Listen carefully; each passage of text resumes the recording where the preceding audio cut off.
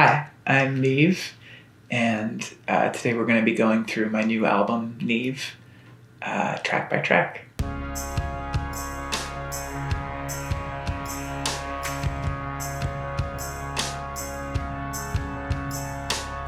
I would say, look inside. I forget who said it, but somebody once described, like, you have like the representative, like the person who like goes out into the world for you, and then there's the like you, like the inside. And I tend to lean towards daydreaming and just kind of fantasy. And I wanted to write and record an album that kind of captured that kind of like what's going on inside and how what's going on outside informs it, and how the two kind of meet, like the fantasy and the reality. So it's a look inside. The name Niamh, I heard it in a Celtic legend about this man. His name is Oisin, and he's out hunting one day, and he comes across this woman named Niamh, and they fall in love instantly, and she takes him to her home, and she is a fairy princess, and they get married, and he spends I think it's 3 years he spends there, and every day he goes out hunting, and he fights these these beasts, like these big mythological creatures, and then he'll like go home and he'll rest his head in Niamh's lap, and she'll just kind of like sing to him and like brush his hair, and his wounds are just miraculously healed. And that, when I first heard that story, it just really spoke to me, because I think a lot about my identity, my gender identity, and when I first heard the story, I was like really unpacking what femininity in me like meant, like how I experienced it, how it interacted with the parts of myself that I like felt were masculine or not masculine enough. And I think the idea of going out and getting my ass kicked every day, and then coming home and like healing myself through music, through like that's what I've always kind of done, especially like before I came out. It was like I would like go out and I would like try to be a guy and like like chop it up with the dudes, and just get exhausted and miserable. And then I would go home and I would like sit down at my piano, and I would be like this is the time that I have to heal, to like kind of come back to myself. So I took the name Niamh for myself, and that is kind of what the songs on the album are all about, just like healing. I got a camera over quarantine, and I was actually really inspired by Dylan's cover art for Stadia. He like took a really tight shot of a glass that he had, and it just like looked amazing. So I was like playing around one day. I was like, I want to take a really like tight shot of something like super like zoomed in, and I chose my bed sheets. I just like ruffled them up a little bit and like took a very tight shot of it, and there it was. And I like like darkened it a little bit and just edited it a little bit. But I chose that for the cover because water is like it's really present on the album. I was like thinking a lot about a couple months back I like did my whole like zodiac chart. So I got like my moon, my rising, all of that stuff, and I realized like how much Scorpio there is in my chart. After like a lifetime of like, I'm a Virgo, you know, I'm mostly Scorpio. Like there's like 5 or 6 Scorpio signs. That's a lot. It's a lot. It's a ton. It's a lot. So I was like, okay, so there's a lot of water in me, and I was like trying as much as I could to like, you know, let those parts of myself, like, I don't know, I was just like thinking about being a Scorpio a lot, and like listening to a lot of Joni Mitchell, like one of my favorite Scorpios, and like drawing from a lot of her stuff, and like just thinking about water. I was like getting into tarot, and like the Suit of Cups kept coming up. So there's like a lot of like water in my life. I was like thinking a lot about like how my moods and my emotions and my thoughts, like how I interact with the world, can be like water. So that like shows up a lot on the album. And I looked at it and I was like, it kind of looks like water. I thought it'll be yesterday as I was walking home. I came upon an empty place between the blood and bone. And Track 1 is Elfsong, and that's actually the first song that I wrote for the album. I remember I had just moved back from Virginia, and I was staying with Dylan. It's back when Dylan was living with his mom in West Hartford, and I was staying in her basement. And I had this synth that I hadn't really explored too much. I had a little Korg Mini-Log, and Dylan and I were in his basement, and we were just like kind of playing around. And I remember I had explained to him, I was like, I want to write music that makes me feel like an elf, like in Middle Earth, you know, like something that makes me feel like young, like eternally youthful, but like old and wise and just kind of like just boundless. And we were just like jamming out, and I turned on one of the presets on my synth and just like hit these 3 C's, and the like first notes of the album came out, and I was like whoa, like what is this? And I, for like the next day, I like turned on the synth again. I went to the same preset, and I just like sat and I just listened to that like little and I just wrote the whole song. Yeah. So yeah, I knew I wanted that to be the opener because it felt like introducing people to this world that I was like trying to get down, because that's what it was for me. I like heard it and I was like, oh shit, like that is a thing that speaks to this part of me. And yeah. love is the kitchen in the morning light. Gather you around in disheveled glory. Jason in black and Dan in white. Track 2 is Kitchen Beat, and it started right over there.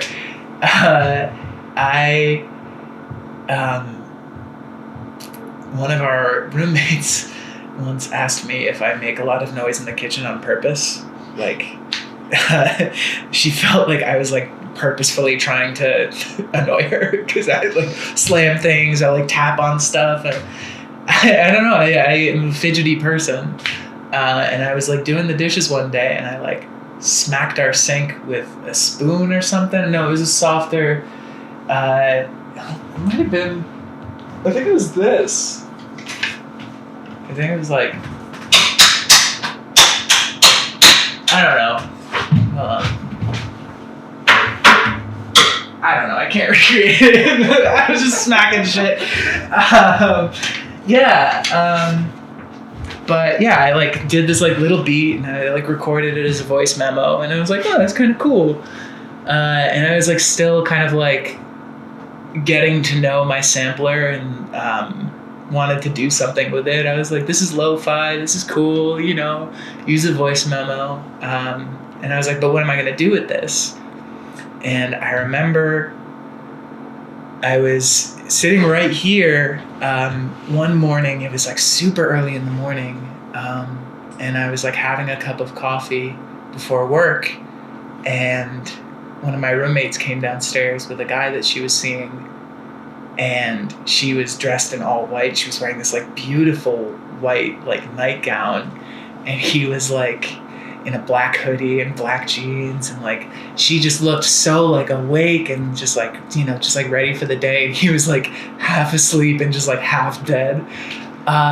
And they came down the stairs and they went out into the driveway, and I remember looking out the window and seeing them, and I was just like, people are so fucking beautiful. like look at these two people like waiting to like, you know, just like sinking into the day together. They were like, you know, they just started hanging out, and like it was just like really cool. And it was, I felt so lucky to have, you know, seen that. And that's where that like first verse comes from, Jason in black and Anna in white.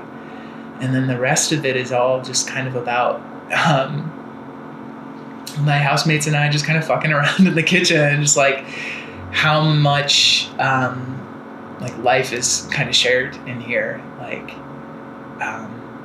the morning after a party, just like everyone kind of like talking about like what happened the night before, or everybody kind of like meeting here and then going their separate ways and then coming back here. Like, I don't know, like it's like a classic, like the kitchen is like the gathering space, and it just felt really cool to like have that, you know? It's the heart of the house. Yeah. Yeah. It all like,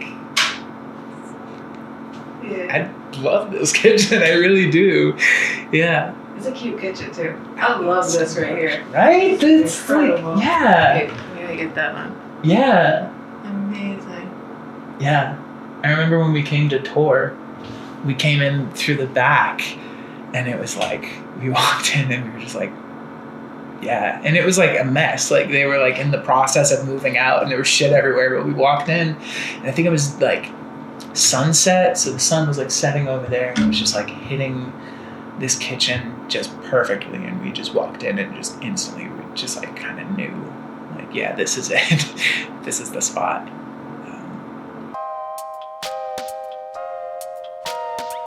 And if I touch you there, will I become undone in the expecting? Track 3 is is Faye. And Faye is, it's weird. I remember when I first started performing that out, people used to call it the sexy song, when it's the opposite of that. It is the anxiety about sex song. Yeah. It comes from this state of like having unpacked what my identity, like having unpacked gender for myself, like having like finally feeling comfortable in my own skin, realizing that it's a whole other thing to feel comfortable in my own skin while being a partner to somebody else. And realizing that, like, for a lot of people, when they engage in sex, they're looking for, like, a specific partner. You know, like, for so long, my sexuality was tied up with this idea of, like, guy, like, man, like, be dominant, be, you know, like, go fast, go hard, you know, like, and it kind of came with this anxiety for me all of a sudden that I hadn't had before. I was able to get to that place, but I would get to that place and I would like kind of like dissociate. I would feel like, holy shit, like this is not me, you know, this isn't how I feel. I had all of this new self-worth, this like these things in myself that I wanted to like nourish and like continue to explore, that I didn't know how to bring into the bedroom. And that song kind of like came out of that. Yeah.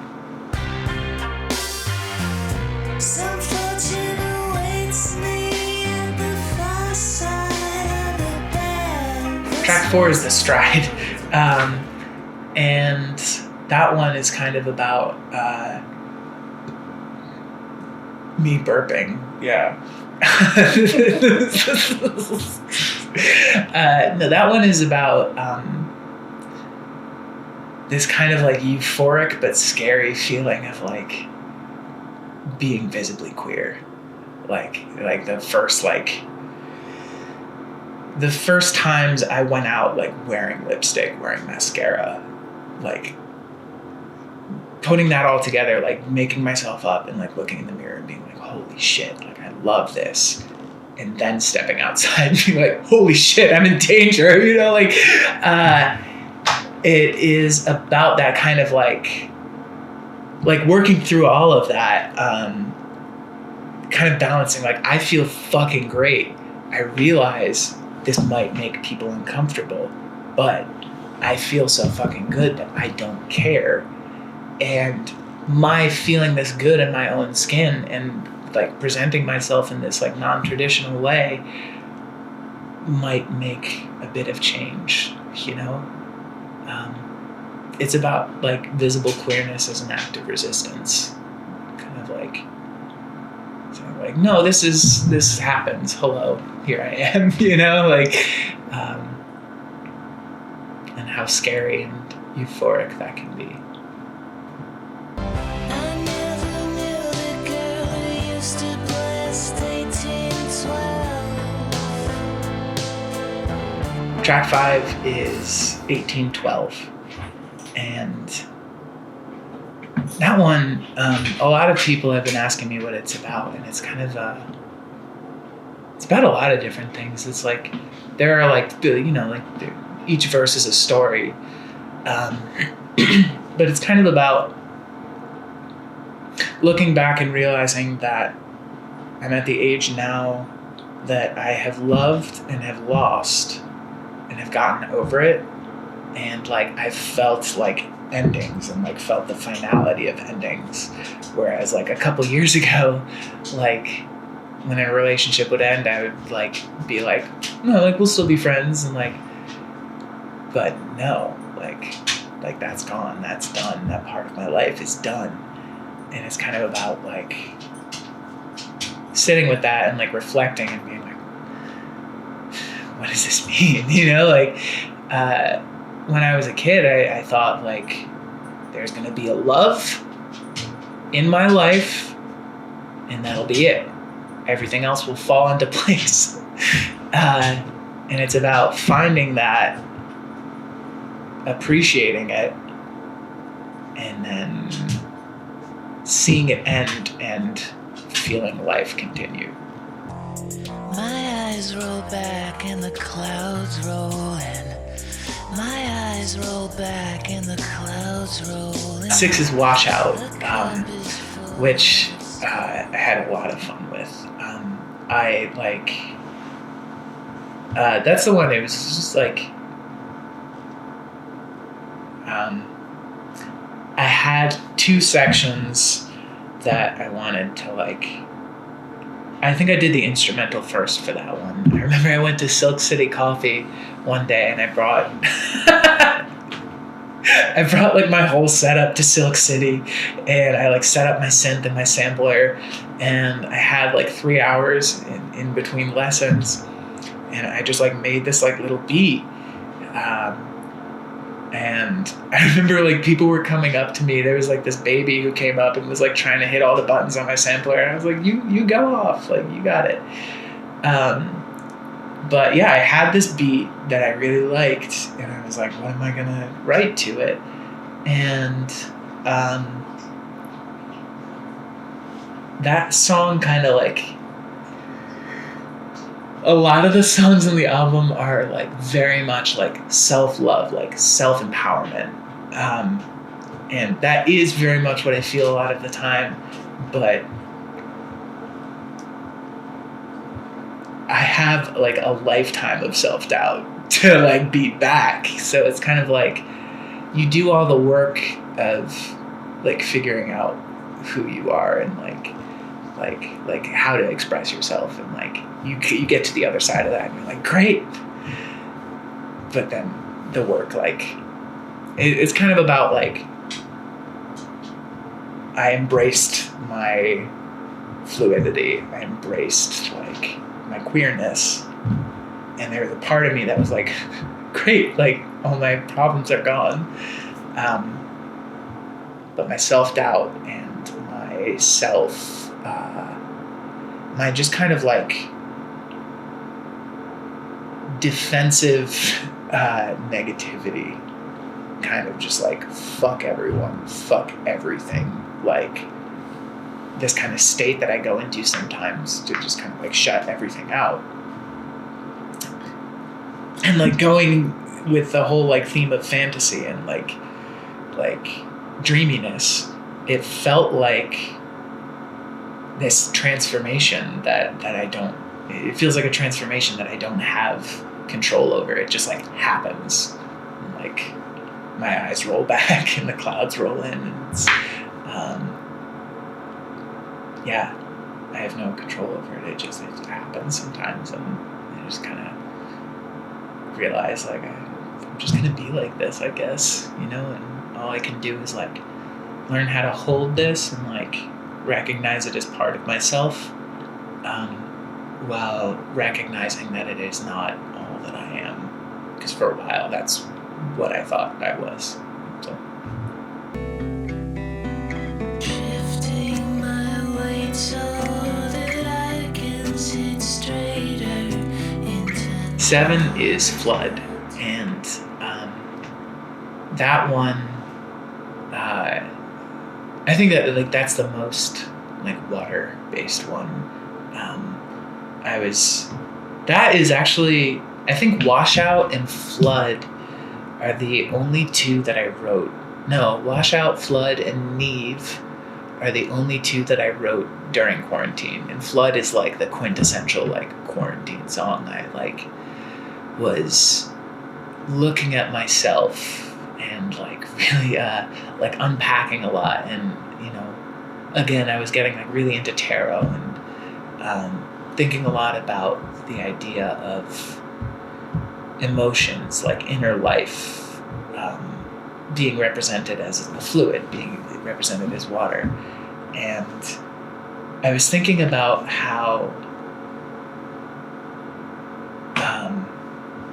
a lot of the time I was doing a lot of yoga, and you know how yoga it's supposed to like center you and like bring you back to yourself. I kept on like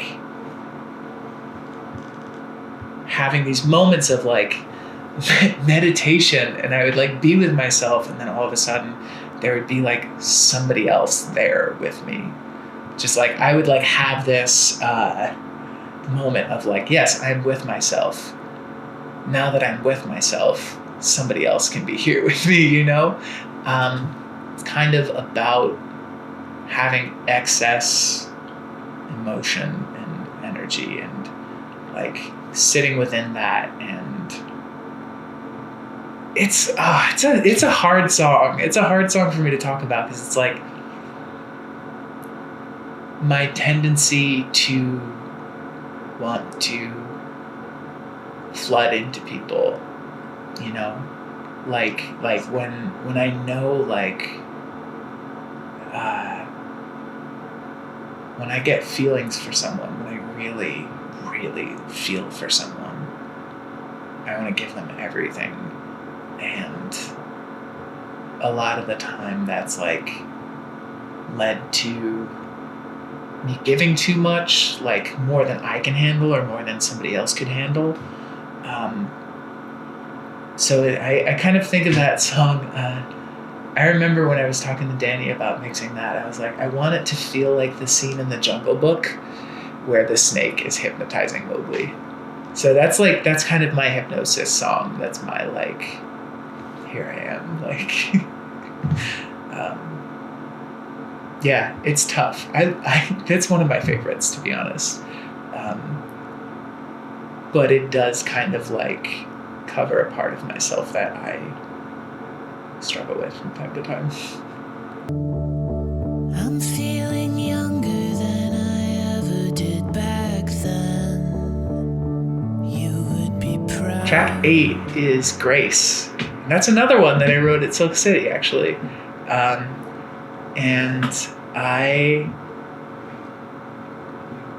So much of the album is about looking at myself with this new knowledge, looking at myself with this new context that I gained when I came out. And I had a friend in high school who, she was my best friend. Like, it was just like one of those, like, we met and like instantly I was just like, you are the best person like I've ever met. And a lot of people, they would ask me, like, do you ever see anything happening? Like do you like her? Like, is it like this? And I was still like focusing on again, like the way that I experienced masculinity was like tied to romance and physicality. And so like I was like, there's this very close female friend that I have, like I must have feelings for her.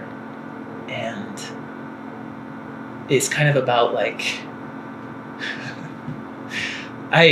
there was a part of me that like felt that way. I was like, I must have feelings for her, but I don't. I like do, but I don't. I don't know what it is that I'm feeling for this person. And it's about like, I started thinking about her and realizing that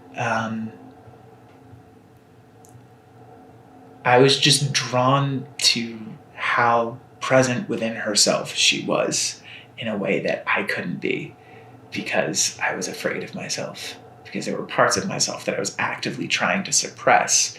So when I was with this person who was so innately herself, fearlessly, I felt like I could also be innately myself.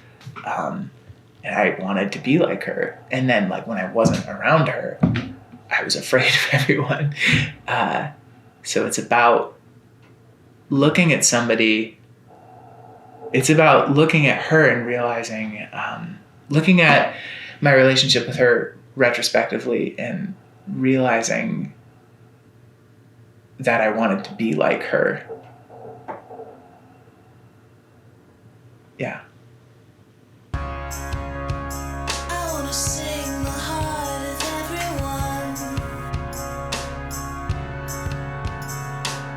everyone. This is another one of those that started as kind of like the first song started from a fixation with like one little bit. It started with that like arpeggiated thing. I remember the first thing that I recorded for Niamh was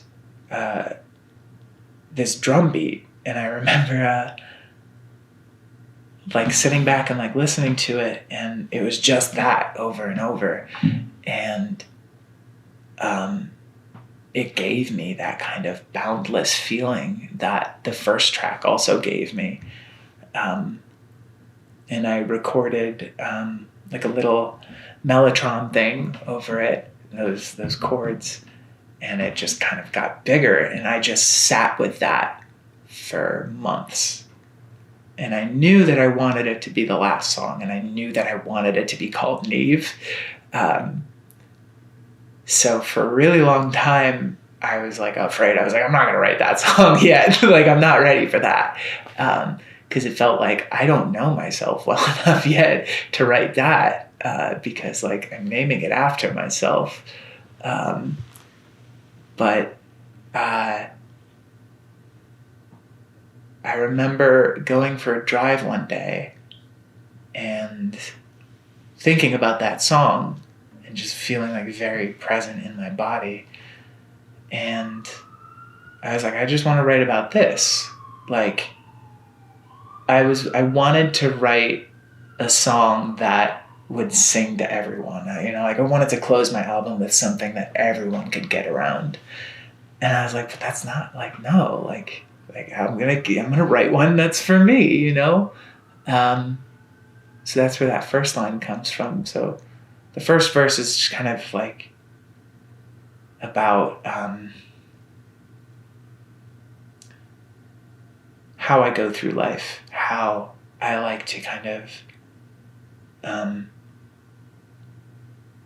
see things passing me by and realizing, like, I remember going on that drive and looking at houses and thinking about settling down. And I would drive by a house and I would think like, wow, like I would love to live there. Like I'd love to live there.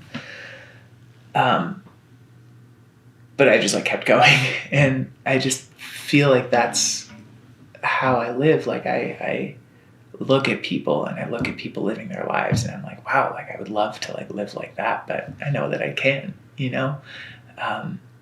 there are so many endings that we go by every day, like,